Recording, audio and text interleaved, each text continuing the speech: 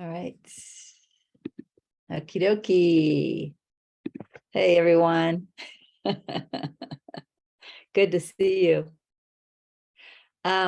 Since last time I talked a little bit about the work I'm doing with the Tao Te Ching. I just want to give a very brief update and then move into why we're here. But I have changed the way I'm translating the Tao Te Ching, and that's what I want to share. I think I mentioned to y'all before that I was relying on someone else's word-for-word translation. I've abandoned that. And I actually went back and started over. And I'm translating the characters myself. I have 3 online dictionaries that I use. One that has become my primary, but occasionally it feels like not enough. And so I check the second one. And then sometimes I go on to the third one, almost like a tiebreaker.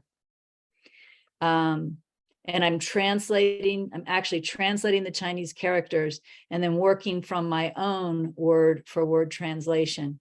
And to be honest, this feels so much more right. Feels so much more right, rather than relying on someone else's translation. So that's just what I wanted to share with you, since, I said something different last time. I just wanted to know, that has changed. So and that's all I have to say about that. I'm still, working like a mad dog on it. In fact, that's why I was stretching, because like up until 4 minutes before I had to be here, I was translating. And I just finished chapter 42, and later I'll go back and, relook at it and just make sure that it feels 100% right. Yeah. So we're here, however, for the 7 steps to awakening and out of the stillness. And we are going to start on number 245.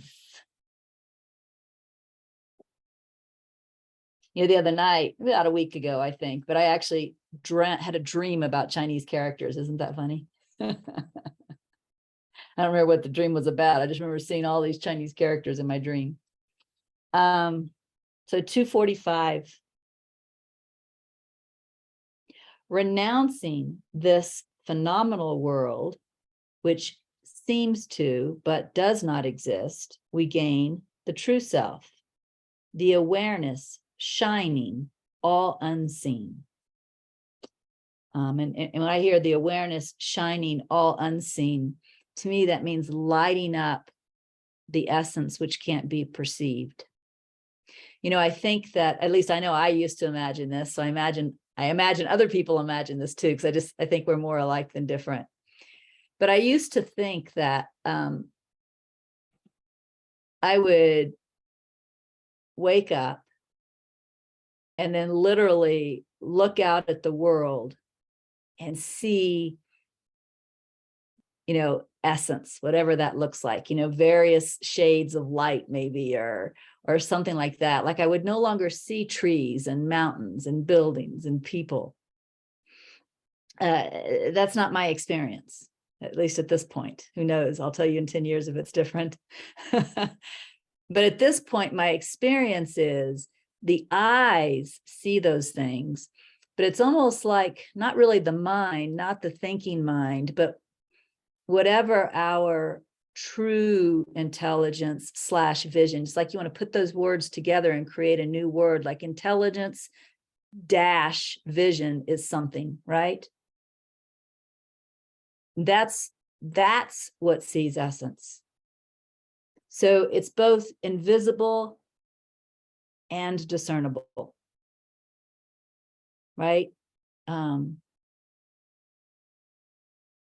So that's what I hear in the end of this as well. When I hear the awareness shining, all unseen. See, shining and unseen are put side by side. You see? And that's my experience. So to me, that's understandable.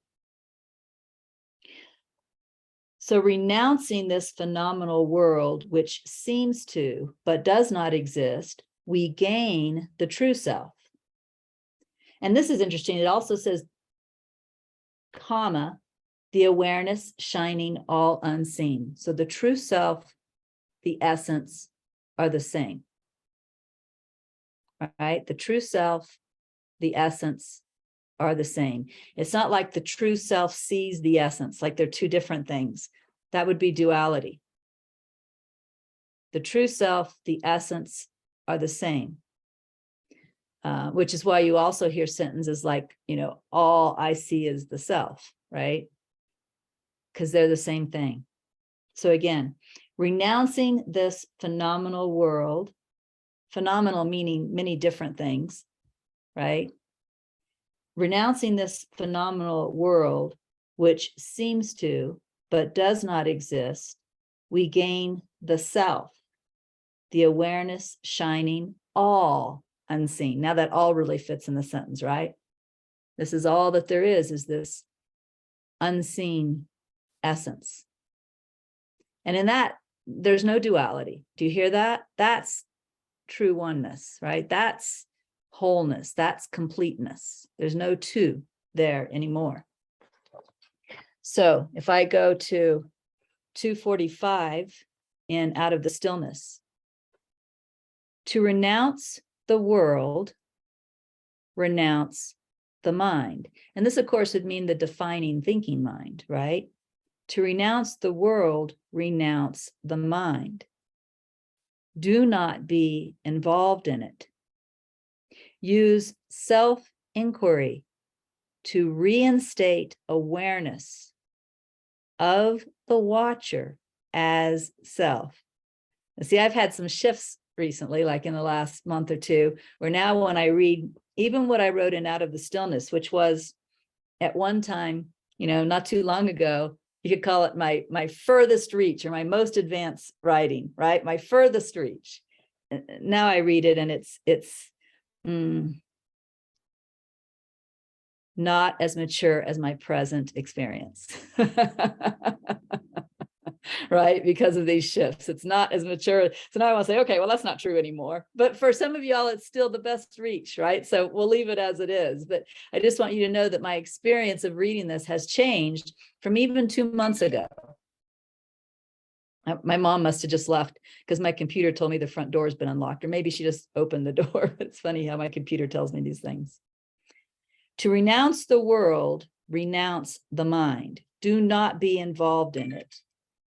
Use self-inquiry to reinstate awareness of the watcher as self. Abide watching and being, but not engaged in thinking. This is my assignment.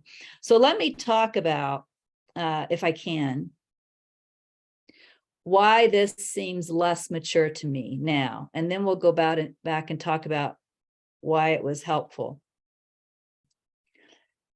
First of all, I don't really want anybody attempting to skip steps.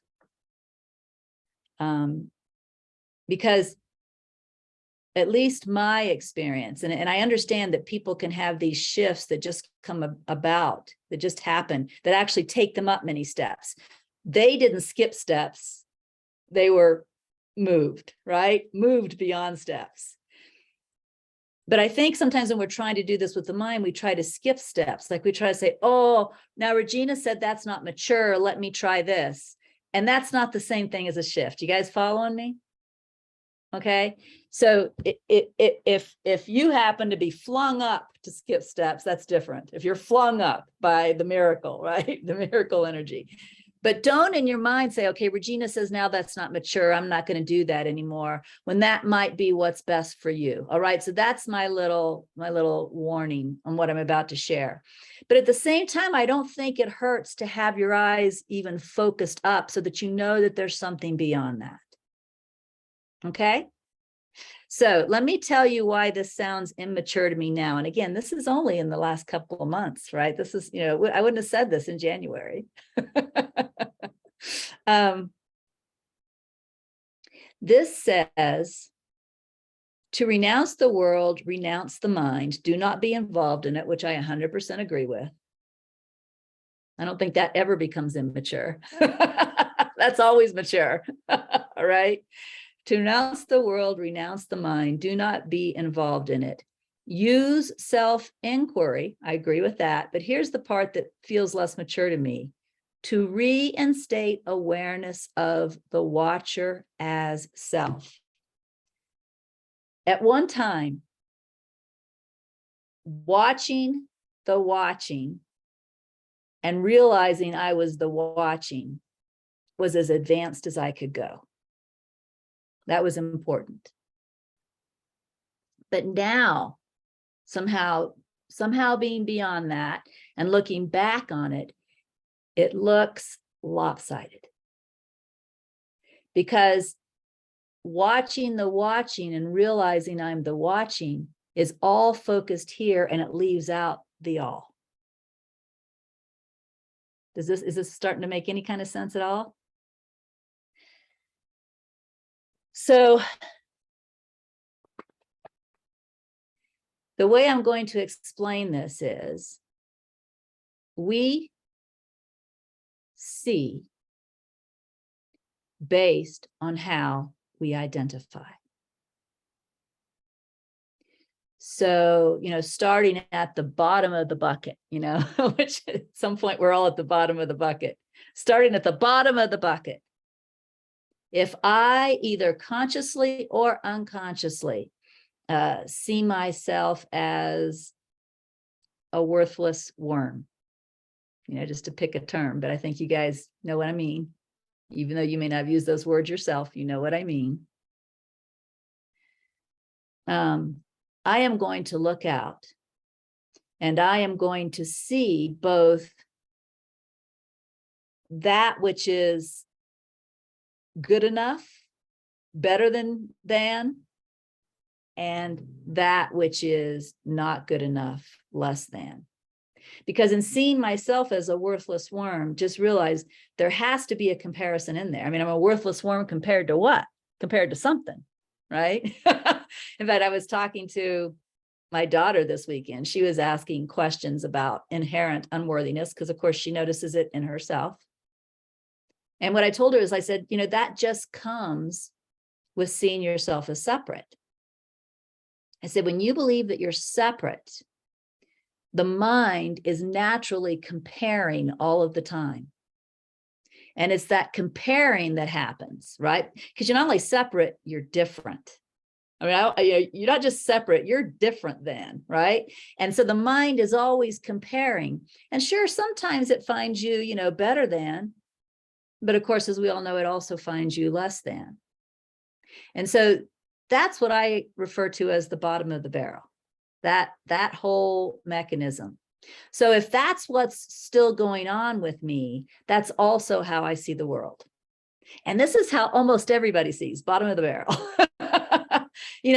Which is why, we can watch the news and we see things, yeah, I agree with, that's a good movement. And, oh, that's terrible, that shouldn't be happening. And, this is that mechanism. Okay. It's how we see the world. So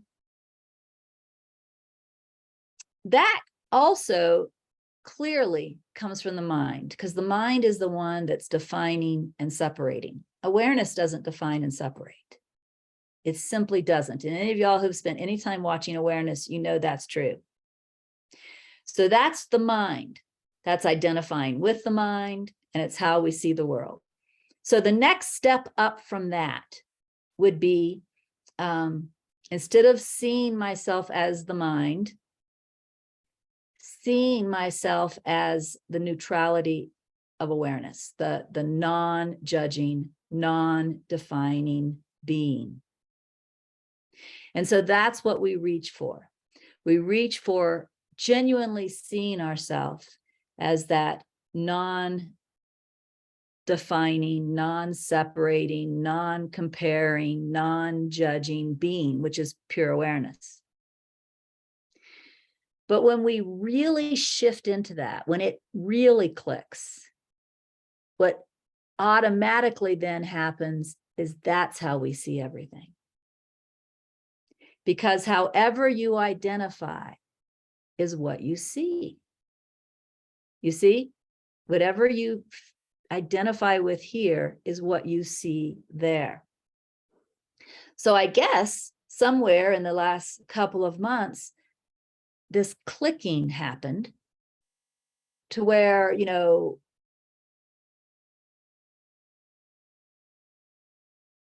the effort of seeing this as that now feels lopsided. Was I clear? I try to be clear. That's my job. It's always been my job to be clear. But when I look at this, I see the lopsidedness in it, yet I understand that lopsidedness is necessary because that lopsidedness is what creates the shift. In fact, didn't Ramana Maharshi, I can't remember Ramana Maharshi's exact words, but basically, he described that same process. I can't remember his words, but he described the process of seeing separation, then seeing yourself as God, then realizing everything is God, right? He described that process. So to renounce the world, renounce the mind. Now that's critical. And this may be the basic, like if we have elementary school and then, middle school and high school. Let's imagine we're in a small town, so we only have 2 schools, right? You have elementary school, then you have middle school, high school in another building, like they do in Beulah in Colorado City. Renouncing the mind might be elementary school. Learning to stop believing your thoughts. But if you never do that, how do you expect to get to middle school, high school? Right? It's critical. So to renounce the world, renounce the mind. What does that mean? Because you can't make the thoughts stop. We don't want to misunderstand that as you have to make the thoughts stop, because guess what? You can't. It's not what it means. It means do not be involved in it. And this is a form of meditation that is extremely helpful.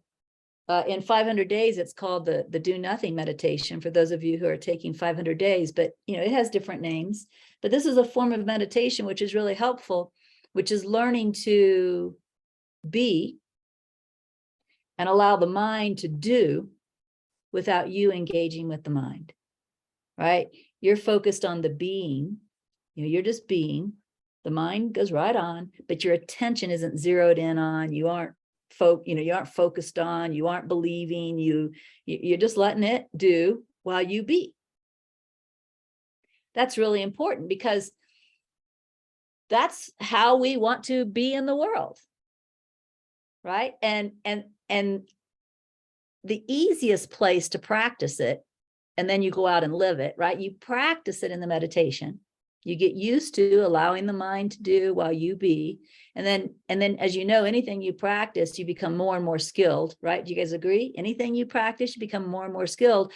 Pretty soon you're walking around involved, seemingly involved in the world, going places, talking to people, doing things, and the mind is making its comments, and you are just disregarding it. Like it just, you're not involved because you practiced that during meditation, and it just became something that you're not only able to do, but at some time it occurs naturally. You go through an able to, and therefore I would call it making a decision to not believe that thought.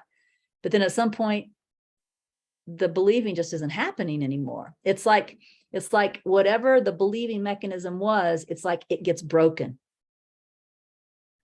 So you're no longer making a choice not to believe, right? Just believing isn't happening anymore.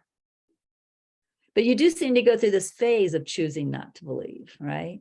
So first there's believing, and then practicing not believing, and then believing is broken. So to renounce the world, renounce the mind. Do not be involved in it. And then use self-inquiry to reinstate awareness of the watcher as self. So this is that practice, the way it was taught in the teachings of Inner Ramana. It's like a 2-step process. So let's imagine that I'm upset about something.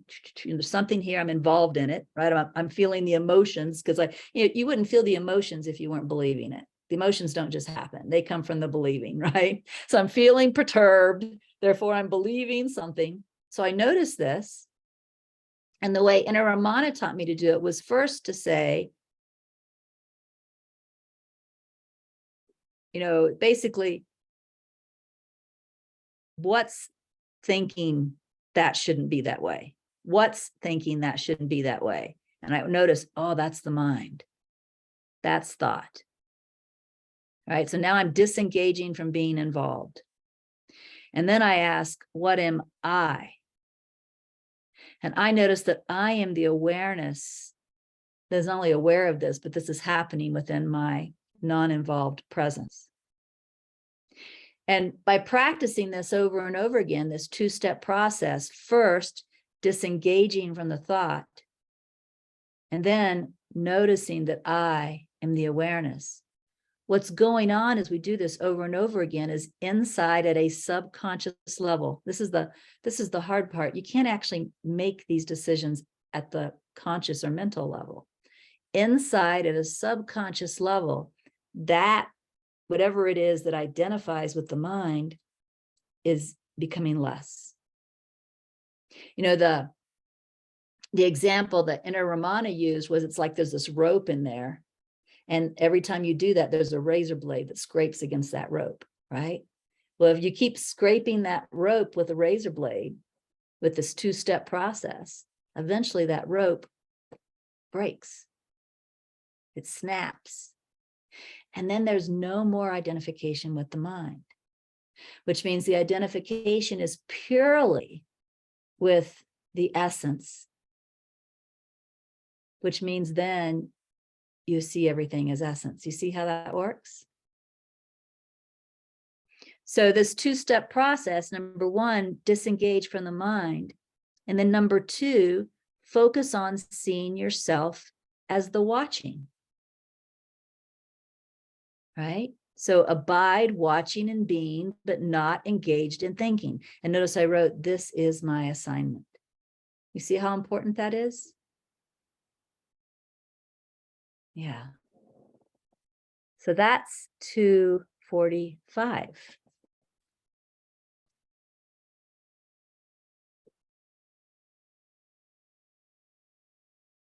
Let's see what 246 has to say. Seen through the eye of our true being, which is awareness pure, supreme, what we call birth is but the folly of thinking that one is the body, which forms a poor part of this entirely false phenomenal world.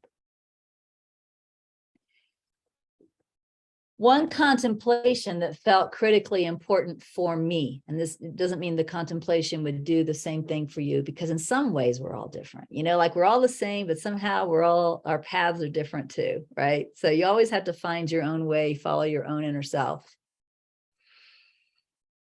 But one contemplation that was really important for me was contemplating, and this is kind of an imaginary contemplation, but it was still helpful. I mean, it's not anything I can test, but contemplating who I was before I was born in a very genuine way. As I contemplated who I was before I was born, at some point we all know that there was this sperm and this egg that came into relationship. All right, they collided with one another. and this was the beginning of the birthing of this body that we call Regina and this current experience. So prior to being born, even prior to being a fetus, there was an egg and there was a sperm. Okay, so let's just focus on one right now. Let's just focus on the sperm. We could do the same thing with the egg, but I want to go in one direction. So where did the sperm come from? If I'm that sperm prior to colliding with an egg, where does the sperm come from? Well, a scientist could probably fill you in a little more. My contemplation is probably infantile compared to a scientist, a biologist, but what I see are cells. Cells somehow formed that sperm. Well, where did the cells come from?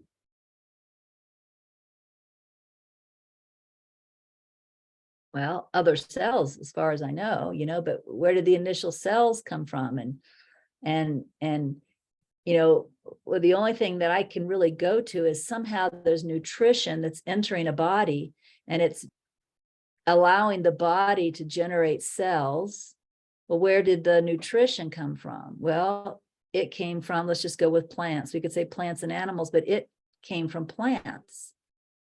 Well, where did the plants come from? Well, now we're back to an egg. We call it a seed in this case, but and just kept going back and going back and going back. And I couldn't find a beginning to life.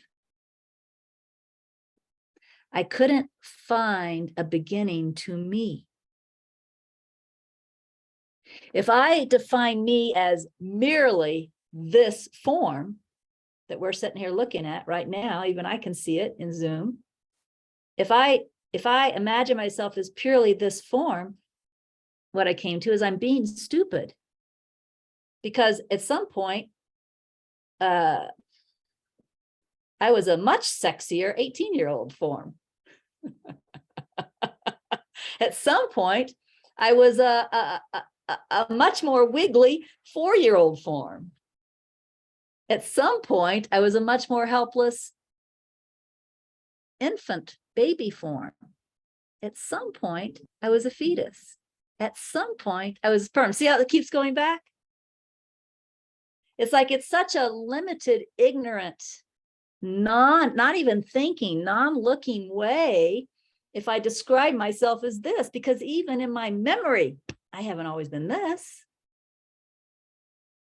So when I really contemplated,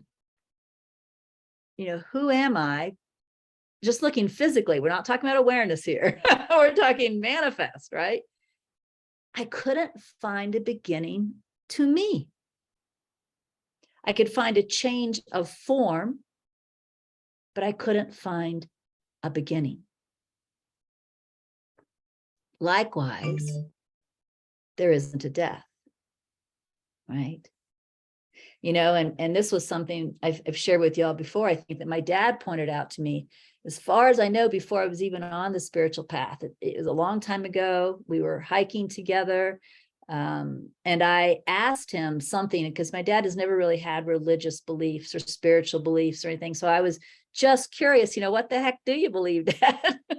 And I was asking him, and he said, he went the other way in his contemplation. He said, when I die, I will be buried. Now, of course, he left out the casket in his story, but when I die, I will be buried.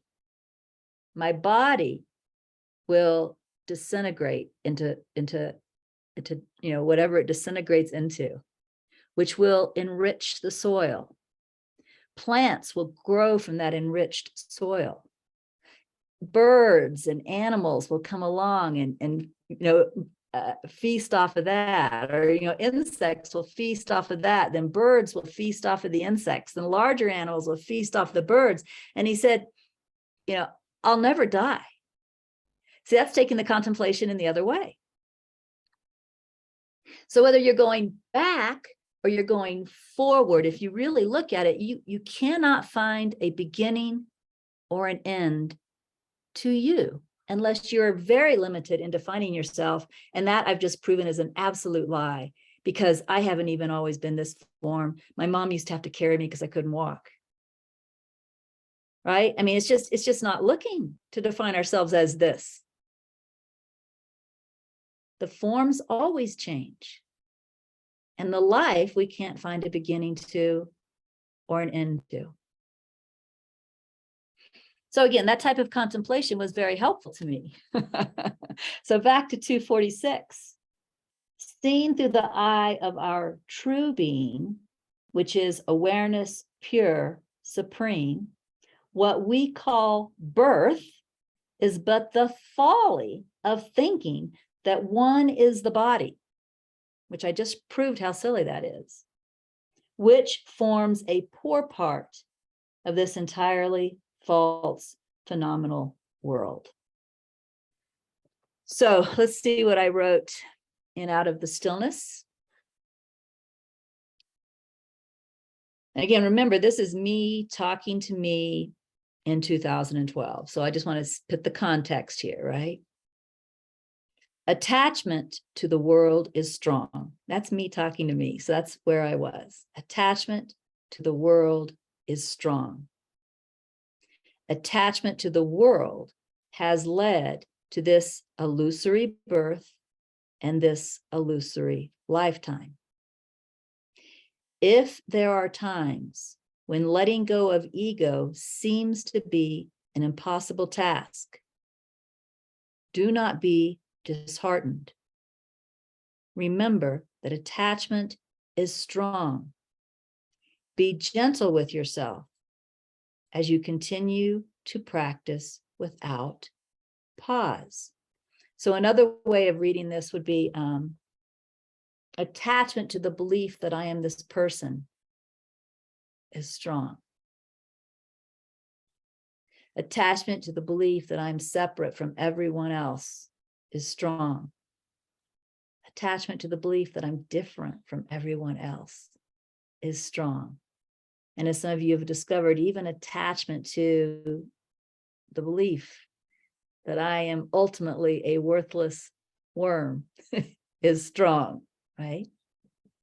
So, and that's why it's all continuing, because the attachment to it is strong. So, don't beat myself up about that. Forgive myself for that, right? Just forgive myself with that and continue to practice the best of my ability. I was sharing with Rhoda the other day, something I had actually forgotten about.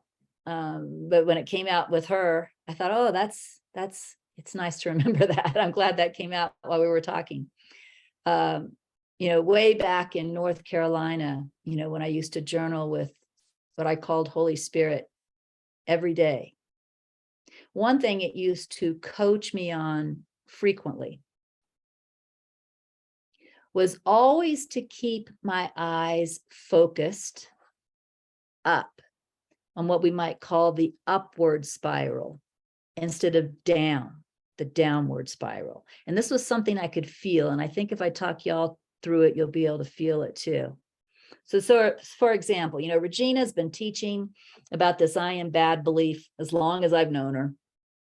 I've heard all her teachings, and yet I still have it, like, oh my God, what's wrong with me? That's the downward spiral. So you're focusing down. And if you follow that spiral, it's just going to get darker, right? You're going to be more unworthy, right? There's nothing, what's wrong with me? How come I can't get it? I'm such an idiot. You see how down that is, right? But what this is saying, this is the upward spiral. The attachment's strong. Just forgive yourself. It's okay. It's just, you can feel the more lighter feel of that. It's the up. I'll just keep practicing. If I just keep practicing, that razor blade is just going to keep rubbing against that rope, and eventually this will break. See, that's the upward spiral. So you want to feel within yourself whether you're taking yourself down the downward spiral, or whether you're allowing yourself to be lifted into the upward spiral. The downward spiral is never helpful. The upward spiral is always helpful, right? And this is what Spirit used to always coach me on. So this is how you can help yourself. Remember, your focus, as you know, is actually quite powerful. It's a divine focus. So focus on the upward spiral, and it has to feel genuine, right? A lie is never helpful. I mean, it's a lie. I mean, you're not an idiot. When you're lying. So it has to feel genuine. But if it feels like it's taking you up, a little lighter, a little more hopeful, a little more trusting, all those things, that's helpful. If it feels like it's taking you down, heavier, more judgment, hopelessness, right? That's not helpful. So this is simply an upward spiral thought. Attachment to the world is strong. Attachment to the world has led to this illusory birth and this illusory lifetime. If there are times when letting go of ego seems to be an impossible task, do not be disheartened. See, disheartened would be the downward spiral. Just remember that attachment is strong. Be gentle with yourself as you continue to practice without pause. Just, okay, it's strong. This may take some time. That's okay, right? Just whatever feels lighter, whatever feels upward facing instead of downward facing.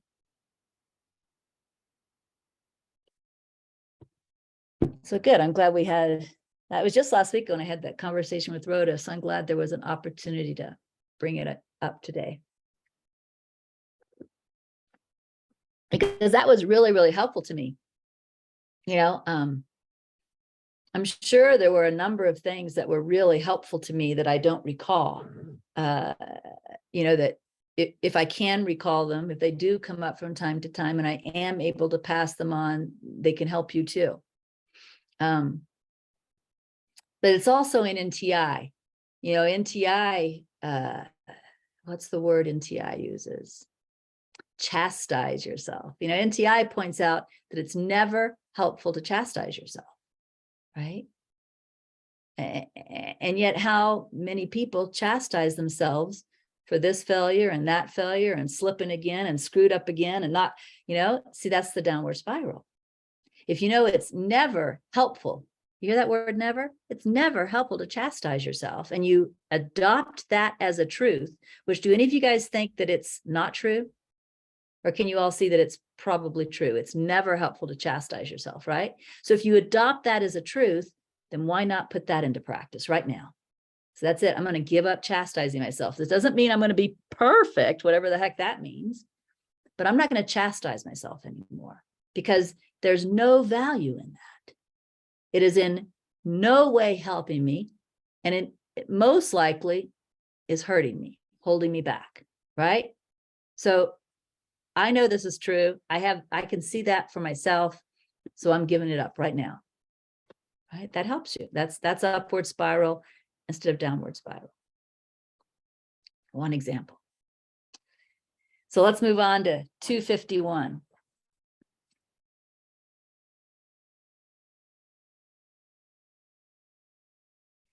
Absolute existence. The pure sky of grace, free from the sorrow of I and mine, will be attained when, in the mind that sees as the self and has died in that supreme reality, the imaginary concepts of the world and the physical body have entirely ceased to be. And this is Muruganar. Muruganar was a poet. So Muruganar likes to be, you know, a little bit cumbersome in his words. That was fun for him, right? So absolute existence, the pure sky of grace, free from the sorrow of I and mine, will be attained when, in the mind that sees as the self and has died in that supreme reality. So sees as the true self and has died into the true self is what that means, right? The mind that sees as the self and has died in that supreme reality, the imaginary concepts of the world and the physical body have entirely ceased to be. So let's see what I wrote in 251. Complete freedom comes from the complete death of the ego. Loosen attachment to ego mind and world appearances at every opportunity, and you hasten the realization of absolute, enduring, and perfect peace, joy, love. So the important part here is, well, there's two important parts. First of all, complete freedom comes from the complete death of the ego. I still see that as true. Speaking, I don't want to say believe, because believe is when you don't have any experience, just someone said it and you adopted it, that concept, you adopted that concept as true, right? That's what believing is. And there's no value in believing. There can be value in trusting, but willing to find out for yourself. That's different, right? When you just adopt it as true, you don't even have to test it. You don't, because you already think it's the truth, like it's just blindness. It's okay to trust a sage that you feel guided to trust, and then give them enough trust that you're willing to try what they ask you to try, so that you can find out for yourself if what they say is true. That's good. That's helpful. When I say complete freedom comes from the complete death of ego, and that is still, for me, that is still what's true. That comes from my experience, not from my experience of a complete death of the ego, because that hasn't happened. But it comes from my experience of incremental deaths of the ego. Like, my ego seems to be dying incrementally. Like, I'm chopping off its arm, then its other arm, then its leg, then its toes, and like slowly, right? But with each incremental death, there is more freedom. And that's not the only way I can see that. If and when, not if, when the ego arises and belief is given to it, even for an instant, in that moment when that's happening, the freedom appears lost. So what my experience tells me then is no ego equals freedom. Ego equals, there's no such thing as no freedom, but ego equals the appearance of not free, right? That experience, the experience of not free. That's a good way of putting it, right? So by following that, even by, just following that all the way to the total no ego would have to be total freedom, right? And as long as there's any ego remaining, there can be some moments of apparently not free. Slave to what you're believing is really what that means. Slave to what you're believing. So this first part, complete freedom, comes from the complete death of ego, or we call it complete loss of ego, whatever word you want to put there. Based on my experience, that has to be true. So since that is true, what we want to do is we want to continue with these incremental deaths, right? So loosen attachment to the ego mind and world appearances at every opportunity. Now, why do we have to include the world appearances in this? Well, because they're no different than the mind. If I'm watching the news and I'm getting upset at something, isn't that because I'm believing thoughts in the mind? I mean, it's never separate. That's why I can get upset about one thing while somebody else is celebrating the exact same thing, like a change in policy, maybe. One of us is upset and one of us thinks it's great, right? So I need to loosen attachment to the ego mind and my interpretation of world appearances at every opportunity. Now that's important. And this is something that I have embraced as fully as I am capable. It doesn't mean there are ever times that slipping doesn't happen. I'm translating the Tao. This is reminding me of something I translated recently. So let me just pull this up real quick and read it to you, because this is really what this is saying. It's one of the last chapters I translated, I believe. See if I can find it. Yep, right here, chapter 41. I told you I just finished 42, so this would have been yesterday. Chapter 41. When devoted students hear about, I'll say for now, the truth. When devoted students hear about the truth, They diligently practice it. When ordinary students hear about the truth, they practice it sometimes, but forget it at other times. See, what you want to be is the devoted student, right? And that's what this is talking about when it says at every opportunity. You want to be devoted to this. Seize every opportunity. So loosen attachment to ego, mind, and world appearances at every opportunity. What does that mean? Well, for me, the way that I did this, and there may be a more perfect way of doing it, but my way is the only way I know. For me, the way I did this was I became sensitive to when I was not naturally content. I went with the assumption that naturally content meant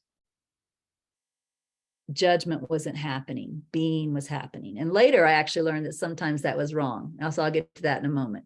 But in the beginning, that naturally content meant that judging wasn't happening. And so I could just continue to be. But I needed to be very sensitive to when naturally content was in any way interrupted. And I think if you read NTI Philippians, I think this is in there. It talks about that little stab of pain. I think it's NTI Philippians. Became very sensitive to that little stab of pain, that little contraction, that little, something we definitely would not call natural contentment. So it didn't have to be big. Big I looked at too, but I wanted to be sensitive. I wanted to feel even the smallest interruption to my peace. And when it was there, I saw it as an opportunity. This is an opportunity to discover believing and let it go, right?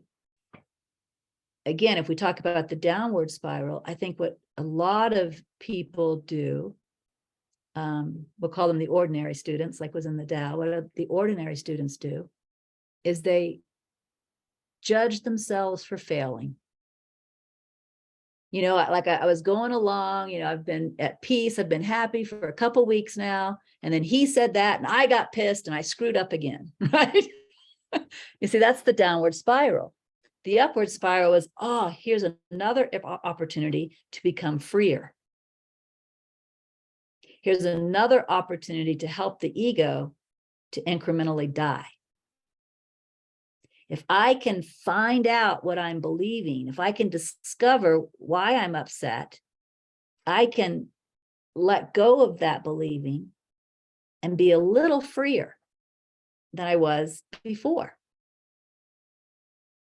And I think, I don't want to take credit for this attitude, because it's an attitude I've always had. But I don't want to take credit for this attitude because I know exactly where I learned it. I learned it from Peace Pilgrim. Because Peace Pilgrim talked about the hills and valleys of the spiritual path. The hills were when you were at that feeling everything in the flow, content, peaceful, things are going good. The valleys are when you seem to, something happened. Okay, things aren't so damn good anymore, right? That's the valley. But what she said, and she said the spiritual path is incrementally hills and valleys, hills and valleys, hills and valleys. But she said, if when you're in the valley, if you learn your lesson, which really meant if you find what you are believing, and if you let that go, right? She said, the next hilltop's even higher. And then another valley will come. This is another opportunity, another time to learn a lesson or to see what you're believing and let it go. And then the next hilltop is even higher. Now, interestingly, because the hilltops are getting higher, the stepping back into ego can feel lower. It's kind of like you're falling further, except you aren't really falling. You're moving forward on the spiritual path. You're at your next opportunity to take you to your next higher hilltop. See, this is what she taught me. And so I always had this attitude because I read Peace Pilgrim even before I consciously started the spiritual path. So, she was like a prerequisite to the spiritual path for me. So I always had this attitude from the time I really decided to do this, that whenever stuff started coming up, I always saw it as an opportunity. I literally didn't make the mistake that the ordinary students do, which, oh, I failed again. I don't think I ever did that. I always saw, oh, I'm believing something. Oh, I need to look. And this is another opportunity to become freer. And in fact, this is why my relationship with Laurent was so helpful to me, because I had this attitude throughout the entire relationship. So it was the fastest bam, bam, being hit with crap, bam, bam, bam, year and a half of my life. But every one of those was, okay, I got to use this. Okay, I got to use this. Okay, I got to use this. Right? That was my attitude. Okay, another opportunity. Okay, I got to use this.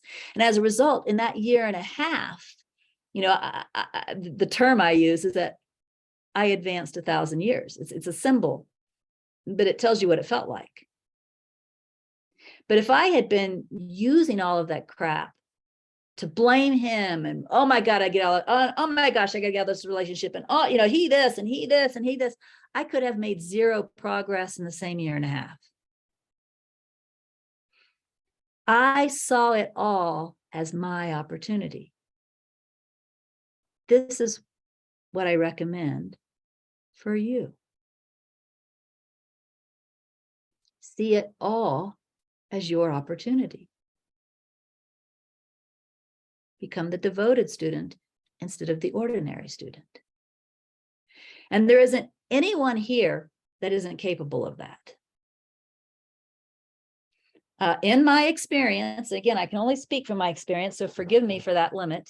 But in my experience, you want to know the number one obstacle to being able to do that is wanting things your way.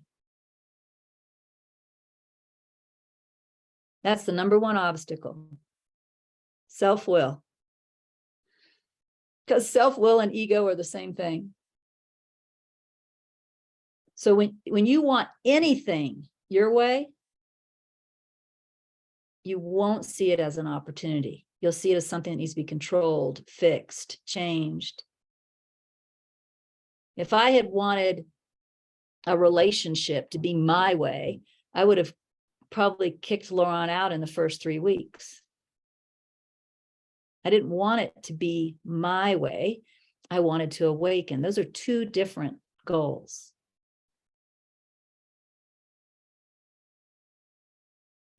I will be honest with you. I am saddened, and that's not a completely true statement because I'm really content, but it's a statement that needs to be made.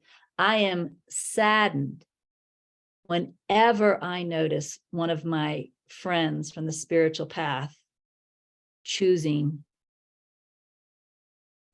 my way.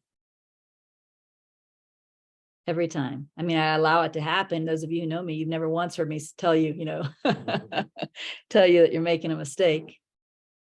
But I notice it and I'm saddened. Not really. I mean, it's more of a statement than a statement of how I see than how I feel. But I know that if you could just let go of that, your life would change dramatically and quickly. Right? I know that's the obstacle, is wanting things your way. And what's really sad is to observe people using the term guidance when really they're talking about my way. And that happens all the time. Guidance and my way are not the same thing. In fact, guidance will lead you away from my way. So then you're just deceiving yourself, right? And that's really sad.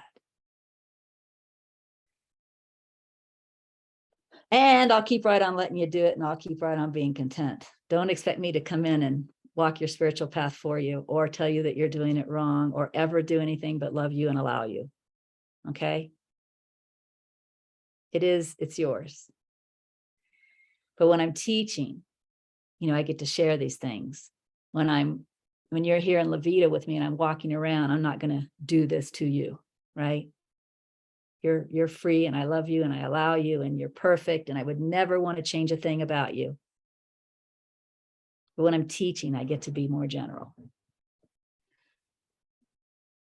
So complete freedom comes from the complete death of ego.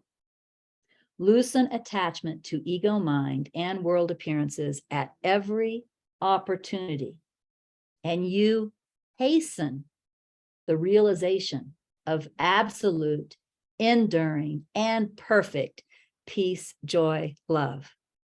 You see, that's what you're putting off every time you choose my way. You're putting it off.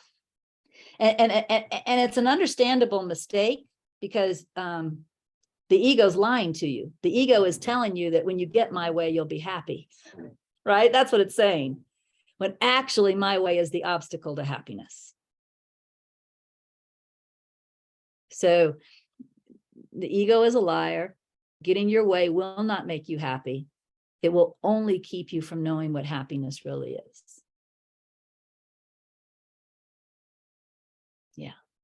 And that is really all I have to say today, because we only have 2 minutes left, so I won't begin anything new. Is there anything that any of you want to say in this final 2 minutes? Anybody there want to speak?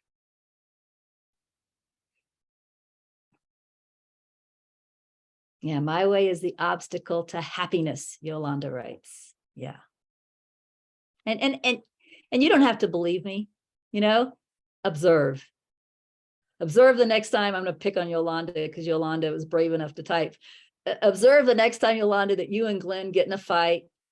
Observe how happy you are wanting my way in that moment. And you'll see that it's a great big fat lie. You already know that, right? You want to say something, Yolanda? Go ahead. Yes, actually, that's exactly what we've been working on. So that's why this hit me so, dramatically today. Yeah. Because we've actually been doing that very thing. There's always something that you want to pick on with each other and all of that kind of thing. But we've been able to stop and go, oh my God, we don't have to do this. This is a thought, Yeah.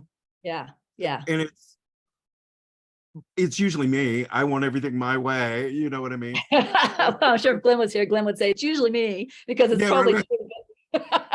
Probably true both ways. But yeah, all of us can do that. We can observe that wanting my way right now is actually not making me happy. It's the imaginary future of happiness, not the current moment of happiness, right? And I notice Lynn has stuck his hand up. Lynn, what do you want to say quickly? Yep, real quick. Do you ever see when guidance and my way are the same? That's a funny question. So, not exactly.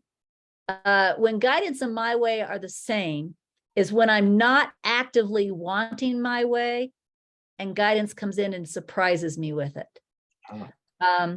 For example, I'll tell a 1 minute story, Sina, because I know you need to go. When I adopted my daughter, she's from China. When I adopted my daughter, the night I adopted her, she was 1, but I promised that little baby that when she was 10, I would take her back to China so she could see her homeland.